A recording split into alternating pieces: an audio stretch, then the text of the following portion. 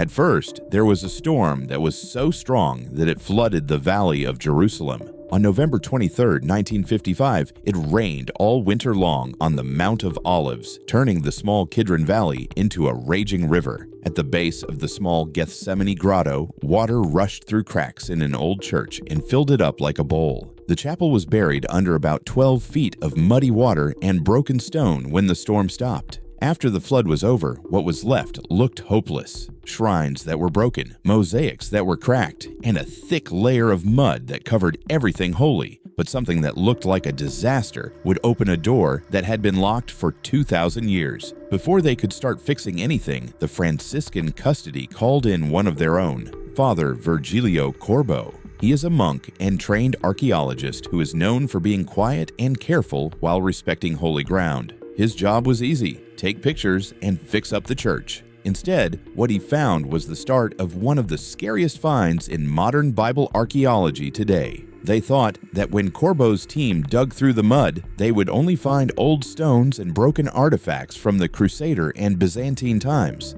Instead, there was something much older under the broken tiles. When his workers found several cuts in the rock that looked like burial shafts full of bones, they found the first hints. There were Christians and Muslims among them, which shows that the cave has been revered for more than 1,000 years. That was surprising on its own, but what they found next changed everything. Corbo saw a round hole cut deep into the stone while he was cleaning the east wall of the cave. It wasn't for looks. Its round, smooth wear didn't match any altar or support beam. Corbo realized it was a beam press socket after comparing it to similar objects found on Judean farm sites. It was the support point for the huge wooden arm of an ancient olive press. The name Gethsemane comes from the Hebrew word for oil press, and there was physical proof that an oil press had stood where Jesus was said to have prayed. From then on, the dig had a different goal. Corbo first worked there not as a restorer, but as an analyst looking for clues about the first people who lived there. The team found narrow water channels cut through the limestone as they moved the last bit of Byzantine flooring. These channels led to a deep cistern in one corner. Later research revealed that it wasn't just a water tank. It had steps, filters, and natural openings that made it look like a mikveh, which is a Jewish ritual bath used for cleansing. That led to an unexpected link. The person who pressed the olives here had to be ritually pure, which meant the oil was meant for holy use, maybe even for the temple itself. It wasn't a peaceful garden in the cave. It was a workplace where strict routine rules were followed to crush olives and make pure oil. After that came the most exciting and risked part. As they dug near the back of the cave, a weak wall suddenly caved in, showing a secret room that had been locked up since the Middle Ages. Inside, there was a floor that sloped down to a carved drain. The floor was covered with shallow circles and ridges. Corbo knew right away what it was: a sloped storage room where oil jars used to be. The bumps pushed the oil toward the channel below if one broke or spilled. It was exactly like a mechanical press from the 1st century. Corbo knew the truth as he stood in that fallen grotto. Gethsemane wasn't a flower-filled field in real life. The cave was used to press olives. It was dark, smoky, and damp, and the air used to smell like fruit, stone, and sweat. There was clear proof: holes for beams, basins for oil, a traditional bath for cleanliness, and now a room to store jars. The spot had been used during the exact time period that the Gospels talk about. What they found next showed that Father Corbo was right, but it also showed that the truth about Gethsemane was much scarier than anyone thought. The reinvestigation that changed everything. The secret of Gethsemane was still not solved 60 years after the flood revealed the hidden cave. The things Father Corbo found were hidden in handwritten notes, photos, and Italian field journals that were kept in the Franciscan archives for a long time. Many historians agreed that what he found was part of history, but they didn't think it had anything to do with Jesus' time. One man then chose to look again. Dr. Matthew Gray, an archaeologist with years of experience studying ancient Jerusalem, found Corbo's lost papers while looking into holy sites on the Mount of Olives. He found more than just dusty data in those files. There was an unwritten story waiting for technology to make it clear. Gray saw that Corbo had been limited by the tools out there at the time. That is, there were no 3D models, laser scanners, or digital mapping tools that could be used to rebuild the grotto the way it was. When it came to what Corbeau could see with his own eyes, Gray could now see it to the millimeter. Professor Joan Taylor is a scholar who has studied early Christian and Jewish archaeology for a long time. Gray and Taylor started working together. They put together a small group and remapped the whole Gethsemane grotto digitally in 3D. It was possible to scan and measure every room, socket, and carved line. What they saw on their screens wasn't the quiet place that pilgrims had seen, but the plan for an old industrial complex. One thing that stood out in Corbeau's notes was what he called a fourth pillar base. He thought it had once held up a roof beam, but it was clear what was going on when Gray compared the 3D scans to buildings found all over Judea that looked the same. It looked like the base of a crushing basin, that heavy round pit where olives were ground into a paste by a rolling stone, based on its size, depth, and circular wear. Corbeau had found it, but he didn't know what it was. Gray's research proved that this wasn't just a church, it was also the center of an olive press. The big room Corbeau had called a cistern was the next puzzle. It looked like a water tank with its smooth walls and steps, but Gray saw a network of carved channels above the ceiling when he looked more closely. It was very careful that these paths were cut so that rainwater would flow through a small basin for collecting water before it reached the pool below. The system didn't fit any normal tank. It looked like a mikveh, which is a sacred bath that Jews must use to become clean. The finding was very important. It meant that the people who ran the press had to wash their hands before they could touch the oil. That one little thing changed everything. As long as purity was required, this was not a business. It was a holy performance. When olive oil was made in a pure way in the 1st century, it was sent to the temple to light the great menorah and bathe the priests. This linked the grotto immediately to the holiest functions in Jerusalem. It was no longer just a press. It was an important part of the city's moral life. Gray's team kept looking at Corbeau's drawings and the new scan data side by side. This led to another clue coming together. The uneven floor of the slanted chamber had ridges and dimples that Corbeau couldn't explain. These marks were exactly the same as those found in known storerooms in the Second Temple. These bumps used to hold big clay jars that were used to hold and pour oil. If one broke, the ridges would direct the water to a small drain where it could be cleaned up. There was no loss. Each drop was important.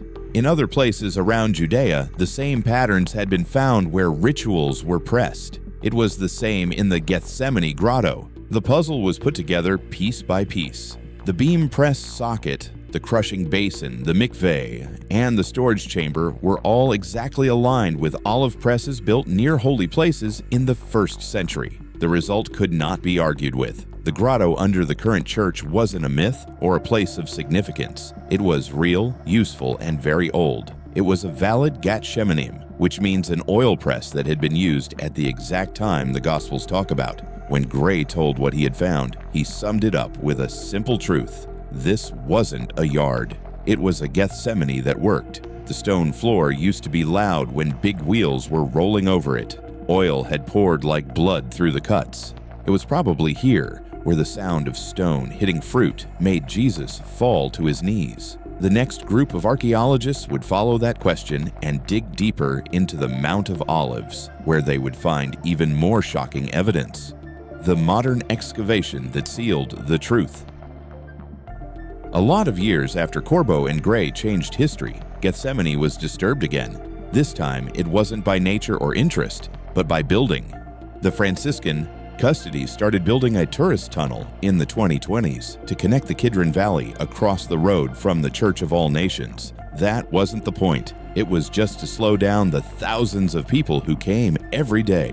Though as the workers dug through the soft limestone below the church, they hit something that wasn't part of the new base. The work had to stop when the sound of metal scraping against old stone was heard. What they hit looked like the edge of an old wall that had been filled in over many years. The Israel Antiquities Authority, IAA, was called in right away, and work stopped. Within days, a full dig began, with Amit Ram as the lead archaeologist in charge. Without a doubt, what they found would prove that the Gethsemane of faith was also the Gethsemane of history. The first big find was a mikveh, a Jewish religious bath carved right into the rock that was in perfect condition. It was small, square, and made of smooth clay on the inside. It had channels above it that showed how rainwater used to be collected and filtered through settling ponds before it filled the pool. This is the same kind of system that was used during the time of the Second Temple. It met all the requirements of the religious standards of purity law, which means that whoever built it followed the same rules that were used in the Jerusalem temple. This was the big step forward that scientists had been waiting for.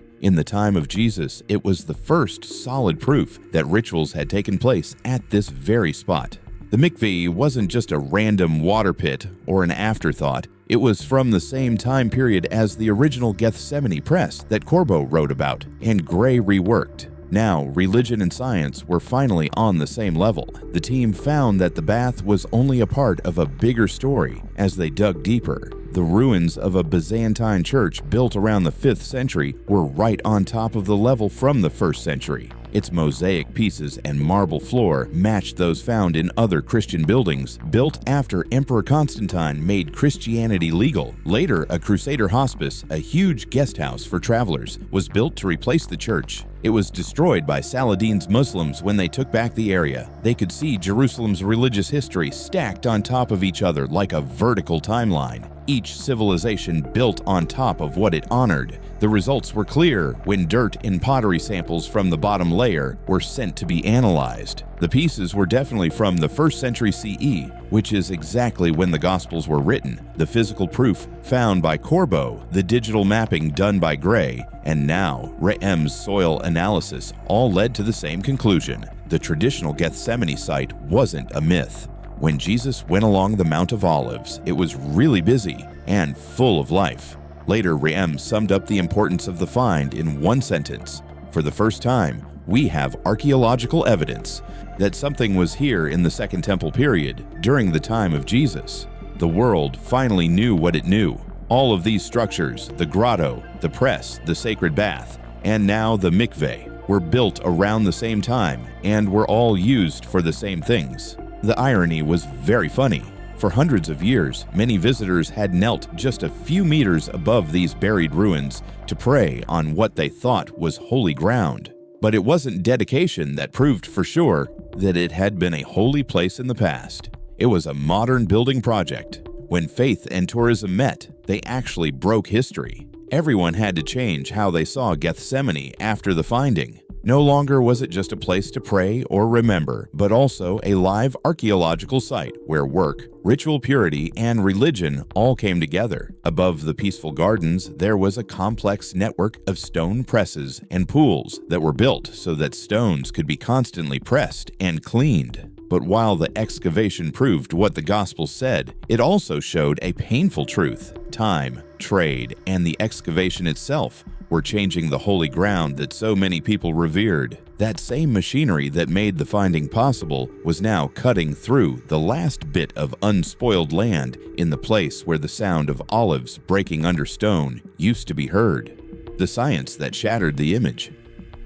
Scientists began to question what people thought they knew about this holy place when they compared the physical evidence from Gethsemane to what the Gospel said. The Bible never talked about a flower-filled, peaceful yard. It talked about an area across the Kidron Valley called a place of olives where oil was pressed. Gethsemane comes from the Hebrew and Aramaic words for oil press, which is where the name comes from. Paintings and songs had made it look like a peaceful grove under the stars for hundreds of years, but archaeology found something else. If you go there now, you won't see a yard at all. It was a running press, so it was dark, closed in, and noisy. Laser scans were used to make 3D models that showed what the spot really looked like 2,000 years ago. The room was small and dark because oil lamps had made the low ceiling black with soot. Along the walls, there were deep holes where huge wooden beams used to press against the stone and turn crushed olives into liquid gold. Heavy wheels made of limestone stood next to round tubs. The edges of the wheels were smooth from years of grinding. Every notch and groove in the floor was there for a reason, to catch the oil that leaked out of the mash and carry it to the clay jars that were sitting on the edge of the cave. There would have been dirt, smoke, and fruit smells in the air, and the wheel would have made a sound like it was breaking every time it was turned. For the scientists, it was clear that the gospel writers weren't writing about a beautiful garden, but a place where people were crushed. It made sense for Luke to say that Jesus' sweat fell like drops of blood. As the last bit of weight is put on the olive press, the oil starts to seep through the crushed pulp. It's dark and slow, like blood. The process of getting oil from food was similar to what Jesus went through in his body, a pressing so strong that it blurred the line between sweat and blood. It was always a symbol, but now it was a real thing. The tools used to make anointing oil were all around the Anointed One, who was the Messiah. The archaeological evidence made a mental picture into a real scene. This wasn't a peaceful garden where you could pray quietly under the stars. The workshop was made so that olives could get every last bit of their life. The air would have been thick and muggy, and the walls would have echoed with every pull of the wooden beam. The floor would have been smooth from years of work. Here, in the dark and with stones all around, the Savior faced his last test. Science had taken a story based on faith and shown how harshly it was based on fact. This discovery had a lot of meaning. When olives were crushed, oil was made that lit the lamps in the temple. The killing of Jesus brought light to the world. The setting itself became part of the message. Pain turned into a cause, and suffering into light. But when people realized this, it took away the beauty they had long seen in the scene. Art and memory's Garden of Gethsemane was gone. It was replaced by a cold, stifling, and industrial room that was meant for work, not peace.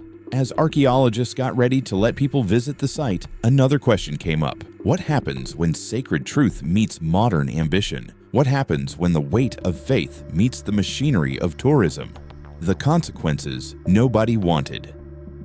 The things that were found at Gethsemane didn't just answer an old question, they changed the way people think about this place. The proof supports the claim that the Passion took place here, but it also breaks the safe picture that believers have had for generations. Instead of a peaceful garden, the scene is now a press yard that was picked on purpose as a place to break. Jesus stepped into a world of stone weight and crushing force, and accepted it. Now faith has to deal with a scene that is more intense, heavy, and tough to soften. In terms of religion, this changes the plot. The sermons, books, and paintings that were made around gentle trees now have to face a place that was built to push and pull. The message gets clearer. The Savior didn't suffer in comfort. He suffered in a place where everything, even olives, was pushed to the point where nothing more could be given. There is no comfort in this strong sound. It changes dedication into a fight with the whole cost of that night. There are costs to archaeology as well. What is left of the mikvahs and ancient layers is in danger because of the same tunnel work that revealed them.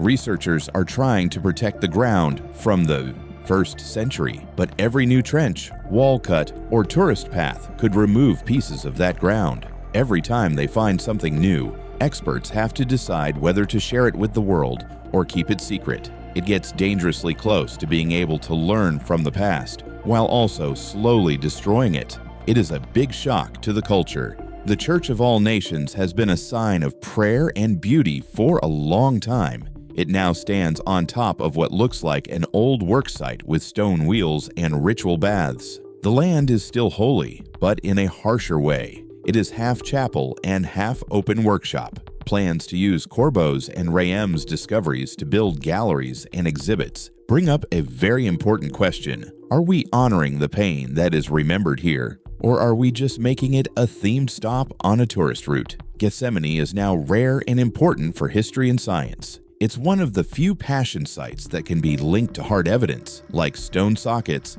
a mikveh, and pottery dates. But that same evidence goes against hundreds of years of art, music, and ritual that were built around the idea of a soft garden.